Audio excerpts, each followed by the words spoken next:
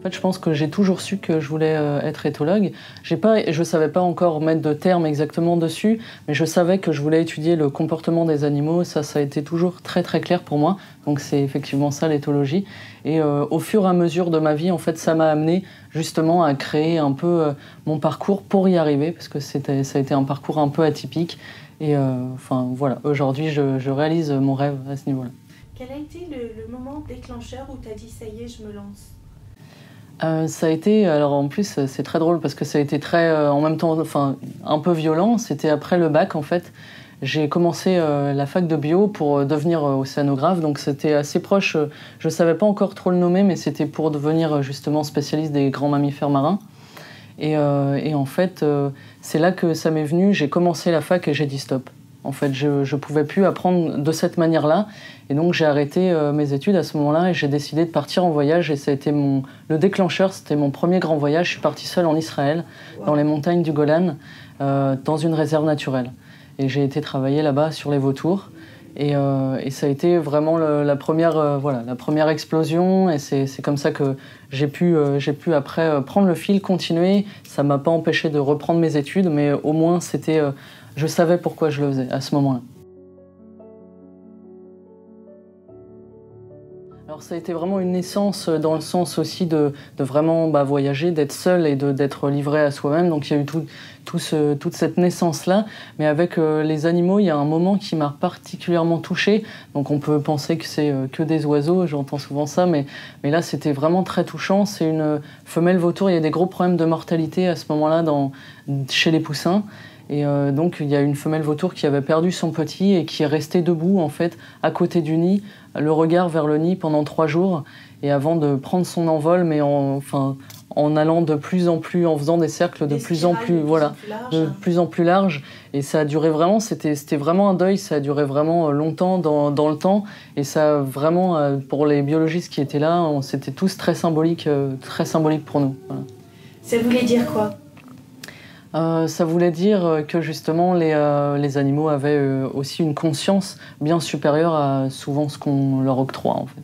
Et en dehors de la conscience, est-ce que c'est pas tout simplement un gros chagrin de maman qui a perdu son poussin ? C'est ça. Et je l'ai vécu après avec des chimpanzés et aussi avec plus récemment les otaries et avec un jeune mort-né en fait et une mère qui veille son petit en fait pendant des heures et des jours entiers. Et donc effectivement, c'est ça, c'est des mères qui sont en deuil au-delà d'être d'être des animaux. Et dans un registre, j'allais dire plus joyeux et plus léger, est-ce que tu as des anecdotes à nous transmettre, à nous raconter ? Oh là, il y en a tellement. Donc oui, il y en a vraiment beaucoup. Et dans cette histoire un peu de conscience, il y a celle qui me vient le plus rapidement. C'était, je travaillais donc avec des loups en Russie. Et en fait, à un moment, je suis tombée dans un trou de neige quasi plus haut que la taille. Et j'avais une relation très proche avec cette louve. J'étudiais la performance des colliers GPS. Donc je lui mettais les colliers à la main autour du cou pour elle se laissait faire. Donc pour montrer comme la relation était forte. Et du coup, à ce moment-là où je me suis enfoncée, je me suis dit, là, ça change, parce que là, je deviens une proie. Et à ce moment-là, j'ai douté un peu de la relation que j'avais avec elle, alors que je n'avais pas encore douté à ce moment-là. Et je l'ai vue qui était absolument gênée et qui n'avait pas du tout... qui ne prenait pas un air de prédateur, mais au contraire, qui était vraiment immobilisée et gênée de la situation. Désolée pour toi. Voilà, c'était vraiment ça, et qui a essayé un peu elle pleurait, quoi. De me sortir de ce trou-là qui m'handicapait. J'ai rampé.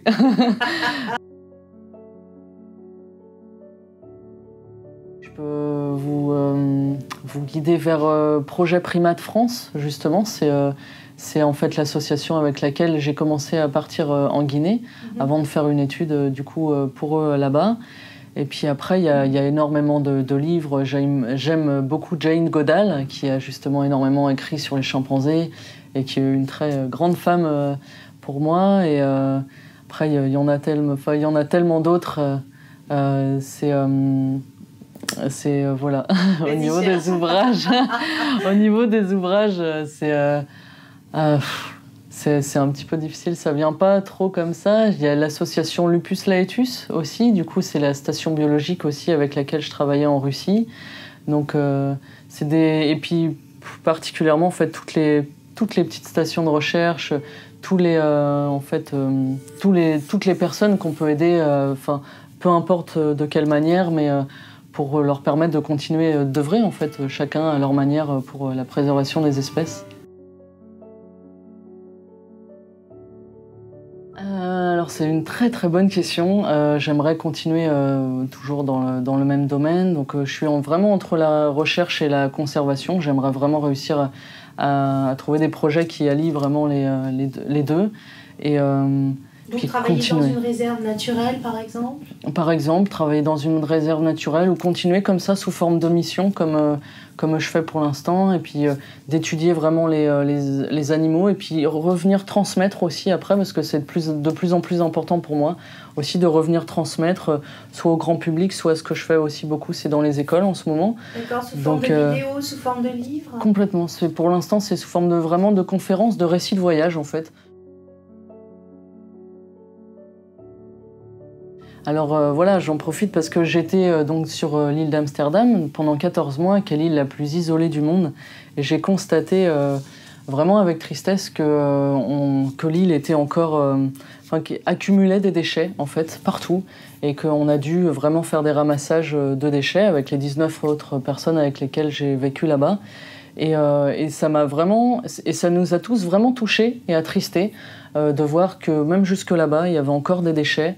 Et c'est ce point de vue-là que j'aimerais vraiment transmettre aux gens, rendre la responsabilité aussi à chacun de faire ce qu'on peut pour essayer d'améliorer ça. Et aussi, très symboliquement, sur l'île d'Amsterdam, qui est le point de référence en termes de dioxyde de carbone, on a passé symboliquement la barre des 400 ppm. Donc c'est la valeur 2 fois plus haute que les 800 000 dernières années. Donc c'est quoi les ppm? C'est des particules par million. Et en fait, c'est donc les particules qu'il y a de CO2 dans l'atmosphère, donc qui est un des gaz à effet de serre du réchauffement climatique. Et donc ça crée de gros problèmes. Nous, on l'observe, ça modifie les courants marins, les courants aériens, et donc les espèces doivent s'adapter très très très rapidement. Et elles n'y arrivent pas forcément parce que justement le changement est maintenant trop rapide.